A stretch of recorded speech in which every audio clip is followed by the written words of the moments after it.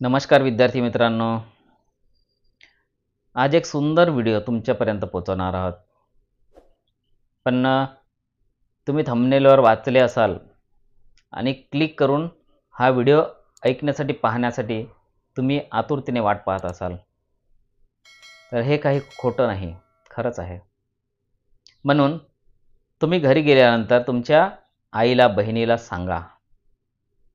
ज्या आई बहिणी घरात स्वयंपाक करतात, आपल्या सगळ्यांना माहीत आहे, प्रत्येकच जण असा विचार करतोय की मी निरोगी असावं, आहे ना, बिमारी नकोत. त्यामागचा उद्देश सर्वांना माहीत आहे.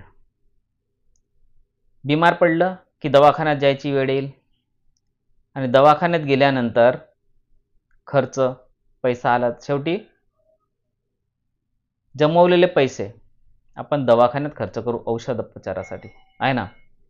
म्हणून प्रत्येक व्यक्ती असा विचार करतोय, लहानापासून मोठ्यांपर्यंत, की मी निरोगी असावं आणि मग निरोगी असण्यासाठी मला खानपान, राहणीमान सगळ्या गोष्टीकडे लक्ष दिलं पाहिजे, आहे ना. अशा सगळ्या गोष्टीकडे जर मी लक्ष दिलं तर नक्कीच माझे आरोग्य चांगलं राहतील, यात काहीच शंका नाही.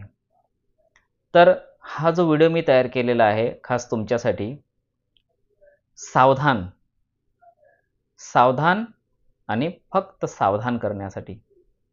का? तर मला पण वाटते की जे विद्यार्थी उद्या देशाचे भविष्य आहेत, या देशाचे भविष्य आणि तेच विद्यार्थी जर सुदृढ असेल तर नक्कीच एक दिवस आमचा हा जो देश आहे, हा देश उन्नती केल्याशिवाय, या देशाला प्रगतीपथावर नेल्याशिवाय राहणार नाही. म्हणून तुम्हाला सावधान करण्यासाठी हा व्हिडिओ मी तयार केलेला आहे. बऱ्याच वेबसाईटवर, म्हणजे गुगलवर काही वेबसाईट आहेत किंवा यूट्यूबवर बऱ्याच व्हिडिओ तुम्हाला बघायला मिळतील. जी माहिती मी आज तुम्हाला सांगणार आहे त्याबद्दलच्या तुम्ही सर्च करा. आजकाल तुम्हाला माहीत आहे, लहानापासून मोठ्यांपर्यंत सर्वच जण सोशल मीडिया वापरण्यास पूर्णपणे सक्षम आहे. आणि या सोशल मीडियाच्या माध्यमातून काही अशा घटना आपल्या समोर येतात, तेव्हा आपण स्वतःहून सावधान होणे कधीही चांगलं असते. माझ्या लक्षात आलं, त्याच्यामुळे मी हा व्हिडिओ खास तुमच्यासाठी मी तयार केलेला आहे. तर बघा मित्रांनो, काही दिवसापासून सोशल मीडियावर एक घटना सगळ्यांच्या समोर येत आहे. आपण दररोज जेवण करतो आणि जेवणासोबत आपले आई किंवा बहिणी ज्या स्वयंपाक करतात, भाजी तयार करतात, त्यामध्ये मसाला वापरतात, बरोबर आहे की नाही. आणि वेगवेगळ्या मसाल्याचा वापर केल्यानंतरच आपली जी भाजी असते ती चविष्ट तयार होते आणि चवदार भाजी खायलासुद्धा सगळ्यांना आवडते. आणि चविष्ट भाजी किंवा चवदार भाजी तयार करण्यासाठी आपल्या घरी आई बहिणी काय वापरतात? मसाला वापरतात, वेगवेगळ्या प्रकारच्या, वेगवेगळ्या कंपनीच्या. नक्कीच वापरा, मी असं म्हणत नाही, किंवा कोणत्या कंपनीला मी दोषारोपसुद्धा करत नाही, आहे ना.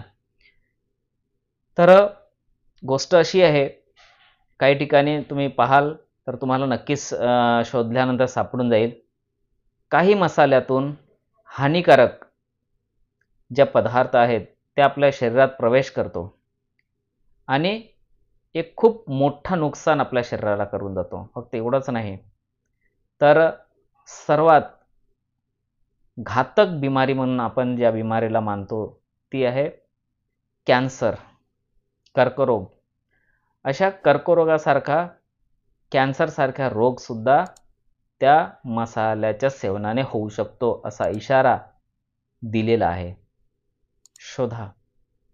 काही कंट्रीमध्ये, म्हणजे काही देशामध्ये या ज्या घातक मसाला आहेत त्याच्यावर बॅनसुद्धा लावलेला आहे, वापरण्यास पूर्णतः बंदीसुद्धा घातलेली आहे. तर त्या मसाला कोणत्या आहेत? नक्कीच खात्री असेल, मी या व्हिडिओच्या माध्यमातून तुम्हाला सांगणार नाही, परंतु सावधान तुम्हाला नक्कीच करणार. मित्रांनो, तुम्ही सावध व्हा, शोध घ्या, सोशल मीडिया तुम्ही वापरताच.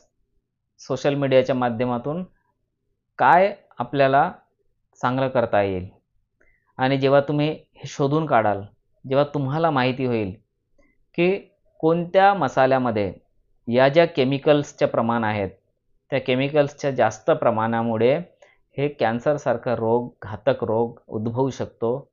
एखाद्याचा जीव जाऊ शकतो, जीव गमावू शकतो. अशा घातक रोगापासून आपण स्वतःसुद्धा वाचू आणि आपल्या मित्राला किंवा आपल्या जवळच्या नातेवाईकाला सुद्धा शोधून त्यांनासुद्धा याच्यावर काय उपाययोजना करता येईल त्यावर मार्गदर्शन करू. तर नक्कीच तुम्ही सर्च करा, तुम्हाला नक्कीच सापडेल की कोणते मसाला आहेत, ज्या मसाल्याच्या सेवनाने हा घातक बिमारी होऊ शकतो. तर नक्कीच माझा व्हिडिओ ज्यांनी बघितला असेल त्यांनी शोध घ्या आणि कमेंट्स बॉक्समध्ये नक्कीच तुम्ही नमूद करा की खरंच या व्हिडिओचा तुम्हाला फायदा झाला की नाही. आणि ही गोष्ट खरी आहे, गव्हर्नमेंटसुद्धा काही उपाययोजना करतात. जेव्हा त्यांच्या लक्षात येतो तेव्हा गव्हर्नमेंटसुद्धा याच्यावर काही उपाययोजना करतात आणि नक्कीच केलेलंसुद्धा असेल.